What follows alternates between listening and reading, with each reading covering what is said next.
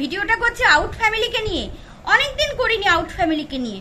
তো আজকের ভিডিওটা দেখে না সত্যি ভীষণ ভালো লেগেছে। কিন্তু হ্যাঁ, ওই যে বললাম, ওই চ্যানেলের নাম গিন্নির গোয়েন্দাগিরি, আর করি হচ্ছে কন্ট্রোভার্সি। সমালোচনামূলক কিছু পেলে অবশ্যই তো কথা বলবো, কেন কথা বলবো না? কথা বলতে কি কেউ বারণ করেছে? না, ইউটিউব বারণ করেছে না। লজিক দিয়ে কথা বললে সে বড় ফ্যামিলি হোক আর ছোট ফ্যামিলি হোক, ভদ্র ফ্যামিলি হোক আর ম্যান্ডিদের মতো নচ্ছার ফ্যামিলি হোক, বলতে তো পারি। তবে হ্যাঁ, যেগুলো ভালো লেগেছে সেই বিষয়গুলো বলি। ভালো লেগেছে কিছু কিছু বিষয়, সেগুলো তোমাদেরকে একটু বলি। সবচেয়ে ভালো লেগেছে এবং সবচেয়ে মন ছুঁয়ে যাওয়া জিনিস হয়েছে 2 মিনিট 7 সেকেন্ডে বোধহয় ঠাম্মি বাই, আমার বুকের মধ্যে ধকাস করে উঠেছে। বিশ্বাস করো, যারা যারা দেখোনি ওই জায়গাটা দেখে এসো। ও বাচ্চাটা যা বলেছে না, ঠাম্মি বাই, যেন ঠাম্মি জীবিত আছে এবং কতদিন তার সাথে দেখা করেছে, সব মানে প্রতি মুহূর্তে যেন তার সাথে দেখা করে কথা বলে, এরকম। এর থেকে বোঝা যায় যে ঠাম্মি সম্পর্কে ওর বাড়ির মা বাবা ওকে বুঝিয়েছে এটা ঠাম্মি। কথা বলো, ঠাম্মিকে উইশ করো বা ঠাম্মিকে বাই বলো, এটাকে শিখিয়েছে। এটা আমার খুব ভালো লেগেছে যে একজন মানুষ যে তার নাতি মানে যখন আসছে পৃথিবীতে, তার আগেই সে পৃথিবী থেকে চলে গেছে, সেই ঠাম্মিকে সেই নাতি যখন একদম জীবিত মানুষের মতো ঠাম্মি বাই এটা বলে না, এটা পুরো এই জায়গা ছুঁয়ে গেছে। বিশ্বাস করো, ওই 2 মিনিট 7 সেকেন্ডে বোধহয় মন ছুঁয়ে গেছে এই জায়গাটা। তার জন্য বাচ্চাটাকে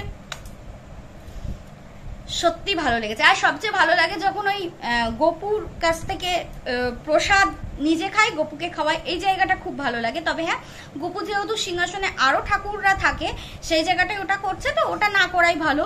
গপু তো কোলে কোলে সবার থাকতেই পারে, গপুকে কোলে নিয়ে যদি ওর মা কোলে নিয়ে থাকে আর তখন খাওয়ায়, তখন বেশ ভালো লাগে। মানে সিংহাসন থেকে প্রসাদটা নামিয়ে নিয়ে যদি করে তাহলে বেশ ভালো, এটুকু আমার মনে হয়েছে।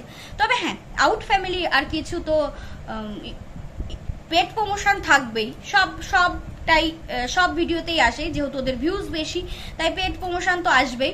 আর হ্যাঁ, ওরা কিন্তু সুন্দরভাবে পাবলিককে বুঝেছে, পাবলিক কি চায় সেটাকে বুঝে নিজেদেরকে পাল্টানোর চেষ্টা করছে। তো আমার একটা বিষয় খুব খারাপ লাগলো, দেখো আমরা তো গরিব, কিন্তু ওরা তো যথেষ্ট ইনকাম করে, তাই না? সেখানে জামাই ষষ্ঠীতে শ্বশুর আর শাশুড়ি এই দুজনই আছে, শালি তো গেছে হচ্ছে বাইরে থাকে, তো সেই শালির কথা বাদ দাও, কিন্তু শ্বশুর শাশুড়ি দুজন আছে। দুজনকে কেন গিফট দিল না আমি বুঝলাম না। আমি তো দেখলাম না শ্বশুর মশাইকে কোনো গিফট দিতে, মানে আউট ফ্যামিলির যে মিস্টার তার শ্বশুর মশাইকে কোনো গিফট দিতে আমি দেখলাম না।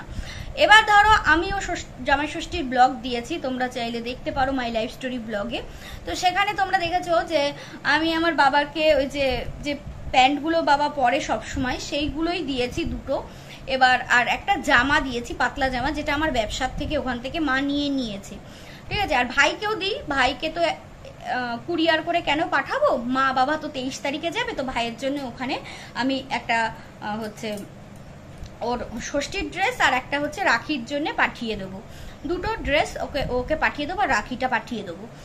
তো এই আউট ফ্যামিলি তো যথেষ্ট বড় লোক, এবং সেখানে ও শ্বশুর মশাই কিন্তু সবার জন্য কিনেছে, বাচ্চাটার জন্য দুটো সেট গেঞ্জি প্যান্ট কিনেছে এবং বলছে যে আমি এত খারাপ জিনিস কিনি না, আমি কিনি ব্র্যান্ডেড জিনিস, ভালো জিনিস কিনি। মানে ওর শ্বশুর মশাই কেমন বলো তো, বয়স হচ্ছে তো এখন, একটু মানে এই যে ম্যাডামের বাবা, সে কেমন বলো তো, একটু নিজেকে জাহির করতে, আমি সবসময় ব্র্যান্ডেড জিনিসটা কিনবো, আমি সবসময় ভালো জিনিসটা খুঁজে খুঁজে কিনবো, মানে উনি ঘুরে ঘুরে খুঁজে খুঁজে বার্গেনিং করে কেনার মানুষ। আমার যতদূর মনে হলো ওনাকে দেখে, ওনাকে আমি এই ফার্স্ট টাইম দেখলাম ব্লগে, ওদের ব্লগে। এর আগে হয়তো একটু দেখেছি, সেটা আমার মনে নেই। সেখানে ও বলেছিল, এর আগের দিনই তো ব্লগে দেখেছিলাম, যেদিনকে ওদের শ্যুট ছিল জামাই ষষ্ঠী, সেটা দেখেছিলাম। যাই হোক, ওনাকে আমি ভালোভাবে আজকে দেখলাম, ওনার হাতের এইটুকু জায়গা পুরো পুড়ে গেছে, মানে কি বলতো, রোদ্দুরে পুড়ে গেছে, আর বাদ বাকি যেটুকু জামা পরে থাকে সেটুকু ঠিক আছে। তার মানে আমার মনে হলো যে উনি ঘুরে ঘুরে এটা পছন্দ হলো না তো কিনবই না, অন্য দোকানে যাবো, এরকম একটা মানুষ। তাই খুঁজে খুঁজে ভালো জিনিসটা নাতির জন্য দুটো সেট গেঞ্জি প্যান্ট এনেছে। তো বলছে কি রে, পছন্দ হয়েছে? বলছে হ্যাঁ। আর এই ম্যাডাম দেখলাম আউট ফ্যামিলির ম্যাডাম প্রথমে তো বললো আমি ভীষণ লাকি যে আমার মাকে এবার আমি আমার বিজনেস থেকে একটা শাড়ি দিচ্ছি, বারবার বিজনেসের নামটা বলছে। আমার যেন কেমন অড লাগলো বিষয়টা, যে বারবার বিজনেসের নাম। যে মেয়ে হিসেবে ভীষণ গর্ববোধ হচ্ছে নিজের বিজনেস থেকে মাকে দিতে পারছি। আচ্ছা, মাকে দিতে পারছিস নিজের বিজনেস থেকে, বেশ ভালো কথা। বাবাকে কি দিয়েছে আমি কিন্তু দেখিনি, যদি এর আগে কিছু দিয়ে থাকে তাহলে তো অবশ্যই ঠিক আছে, কিন্তু বাবাকেও একটা কিছু দেওয়া উচিত ছিল, সেটা আমি দেখিনি। যারা আউট ফ্যামিলির ভিউয়ার্স আছো, পজিটিভ ভিউয়ার্স, তারা এসে 10টা কথা শোনাবে আমাকে, কিন্তু আমি কিন্তু বলছি যে আজকে আমি কোনো কিছু দিতে দেখিনি। এর আগে যদি কিছু দিয়ে থাকে সেটা আমি বলতে পারবো না।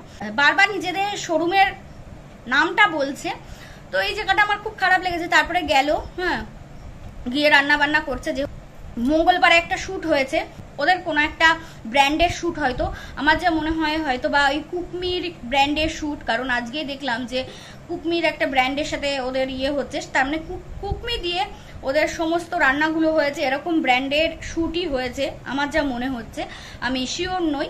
তো সেই শ্যুটটা আগের দিন হয়েছে, সেদিনকেও রান্নাবান্না কিছুটা করতে হয়েছে, আবার পরের দিন রান্নাবান্না, সেই জন্যে বলেছে যে চিকেন খাবো, মাটন খাবো না। সেদিন হয়তো মাটন ছিল, পরশু। তো এখানে গিয়ে ম্যাডাম রান্না করছে, যেহেতু ওনার মা বয়স হয়েছে, এবং ওনার মা দেখলাম পুরোপুরি একদম সাধারণ সাদাসিধে একজন মহিলা বাড়ির, যে জামাই মেয়ে এত বড় ব্লগার, তাদের ক্যামেরাতে আসবো তার জন্যে সাজগোজ, ভালো ড্রেস করে থাকি, ভালো শাড়ি পরে থাকি, সেরকম না, একদম নর্মাল। বলছে পরে সব হবে, এমনি নর্মাল ভাবেই আলুথালু ভাবেই এসেছে ক্যামেরার সামনে, এবং বরণ করে দিল এবং বলল যে এগুলো খাবে বাড়ি গিয়ে। তারপর খাওয়া দাওয়া করলো এবং বললো এবার যাবো, তোদের বাড়ি এবার গিয়ে থাকবো 2 দিন। তো আমার মনে হলো একদম নর্মাল, ঠিক আছে। তারপরে বললো এই দেখো এই শাড়িটা তোমার জন্য নিয়েছে, এবং খুলছিল, বললো যে খুলতে হবে না। আবারও সেখানে গিয়ে ব্র্যান্ডের প্রমোশন করলো, মানে ওদের যে শোরুমের প্রমোশন আবার করলো ওখানে। তারপরে ওর মা বললো ভালোই হয়েছে, রেখে দে। এবং আমি দেখলাম আউট ফ্যামিলির যে মিস্টারের শ্বশুর, সে কিন্তু তার জামাইয়ের জন্য কিনেছে, তার মেয়ের জন্য কিনেছে, নাতির জন্য 2টো সেট কিনেছে। তাহলে কি উচিত ছিল না এই আউট ফ্যামিলির মিস্টারের একটা ওর হচ্ছে শ্বশুর মশাইকে কিছু গিফট দেওয়ার? আমি দেখিনি। তারপরে খেতে বসে যখন বললো চিকেনটা খুব ভালো হয়েছে, তো বলছে ভালো হতো হবে, মানে রান্নাটা ভালো কথা বলেছে আউট ফ্যামিলির মিস্টার, রান্নাটা ভালো হওয়ার কথা, যেহেতু বউ রান্না করেছে, রান্নাটা ভালো হয়েছে। তো বলছে হ্যাঁ ভালো তো হবে, আমি তো বলেছি পুরো লেগ পিসগুলো দেবে, মানে দেখে দেখে এনেছি। মানে আমি হচ্ছে প্রথমেই বললাম না যে উনি যেন একদম একটা চুজি মানুষ, বুঝতে পেরেছো? এটা পছন্দ হলো না, ঠিকঠাক বার্গেনিং এ ঠিকঠাক হলো না, পরের দোকানে চলে যাবো, পিছন ফিরে তাকাবোই না, এরকম একটা মানুষ।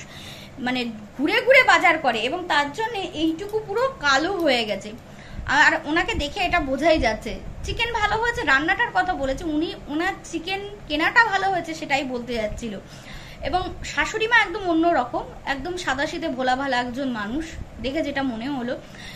আমার সবচেয়ে খারাপ লাগলো যখন ফিরছে আসছে, তখন বলছে এই যে আসছি, মানে শাশুড়ি মাকে বলছে এই যে আসছি, বলতে পারে যে মা আসছি, সেটা বললো না। সেটা খুব খারাপ লাগলো ওই বিষয়টা দেখে, যে ওভাবে ক্যামেরার সামনে ওভাবে বলাটা মিস্টারের উচিত হয়নি।